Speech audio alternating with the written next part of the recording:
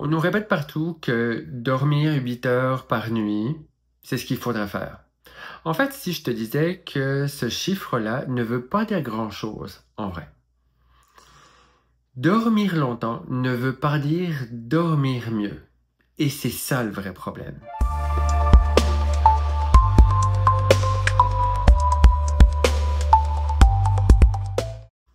Beaucoup de gens dorment en fait 7 à 8 heures par nuit, mais se réveillent fatigués. D'autres se sentent même coupables de ne pas atteindre ces fameuses 8 heures de sommeil.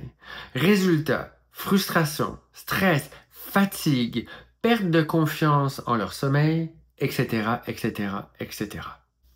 Le vrai secret ne réside pas dans la quantité, mais dans la qualité du sommeil. Dormir dans un lit inconfortable, stressé, avec des réveils nocturnes, c'est comme manger un gros repas, se remplir complètement, on est plein, mais on est mal nourri. Parmi tous les points à regarder pour avoir un sommeil de bonne qualité, il faut regarder le nombre de cycles complets, leur stabilité, l'environnement dans lequel le sommeil se passe et aussi l'état interne. Et dans cet état interne, il y a quelque chose de très très important qu'on oublie malheureusement parce qu'on pense que c'est pas utile ou qu'on ne pense pas que ça a un impact. C'est bien entendu, vous me connaissez maintenant, la respiration. Pourquoi la respiration a un impact? Ben, en fait, il faut d'abord reprendre comment ça fonctionne un cycle de sommeil.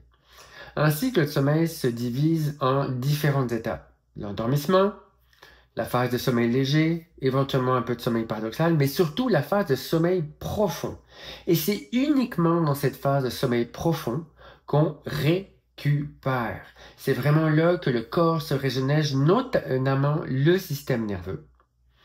Et on a besoin d'avoir une respiration nasale pour faire en sorte qu'on reste dans ce sommeil profond. Qu'est-ce qui se passe si la respiration est buccale pendant le sommeil? Si on a un réflexe de respiration buccale, et ça arrive très couramment, en fait, pour des gens qui présentent une respiration dysfonctionnelle, c'est quasiment, ça vient avec, en fait. Et ça touche 8 à 9 personnes sur 10. Donc un réflexe de respiration buccale, même si c'est pas toute la nuit, il peut y avoir des petits moments où on commence à respirer par la bouche. Quand on commence à respirer par la bouche, qu'est-ce que ça fait? Ça vient créer en fait des moments de micro-apnée où en fait on retient notre souffle. Ces micro-apnées peuvent être détectées par une machine ou non. Qu'est-ce qui se passe quand il y a une micro-apnée? Il y a un réflexe interne physiologique qu'on ne peut pas changer qui va envoyer un signal au niveau de notre tronc cérébral derrière la tête, juste au-dessus du cou, et qui va faire en sorte de nous réveiller. Ça peut aller jusqu'au réveil conscient, mais ça peut surtout en fait nous sortir du sommeil profond. Sortir du sommeil profond quand il y a un réflexe comme ça, c'est instantané. Sauf que ça prend du temps pour notre système de retrouver ce sommeil profond. Et tout le temps qu'on a pris à retomber dans le sommeil profond, c'est ça en moins de sommeil profond. Donc, quelqu'un qui a finalement plusieurs micro-apnées se réveille à cause d'une respiration buccale, va commencer à accumuler du retard, va commencer à avoir moins de temps de récupération dans son sommeil. Ce qui fait que c'est des gens qui vont dormir 6, 7, 8, 9, 10, 12 heures des fois et qui se sentent encore fatigués. La recette, eh bien, en fait, elle est assez simple. Parmi tous les facteurs, si la respiration est le facteur qui cause vraiment la problématique de sommeil, et il y en a plusieurs, mais je parle de celle-ci aujourd'hui, il faut régler la respiration et puis commencer à respirer par le nez.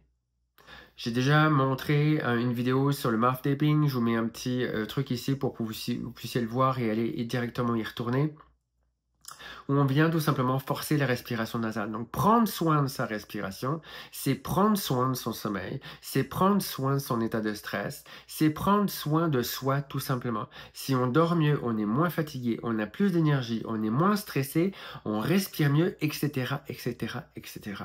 Donc là, on rentre dans un cercle vertueux, alors qu'avant, on était dans un cercle vicieux où moins bien respirer, on était plus stressé, plus de pensées, moins bon sommeil, moins d'énergie, etc., etc. Donc là, tout simplement, en venant changer notre pattern de respiration, on rentre dans un sommeil vertueux. Donc, avant de conclure qu'il faut 7 à 8 heures de sommeil, ben, il faut surtout 7 à 8 heures de sommeil probablement, mais peut-être moins, mais surtout un sommeil de qualité avec suffisamment de sommeil profond. Le meilleur moyen pour vous en rendre compte, c'est comment vous vous levez le matin.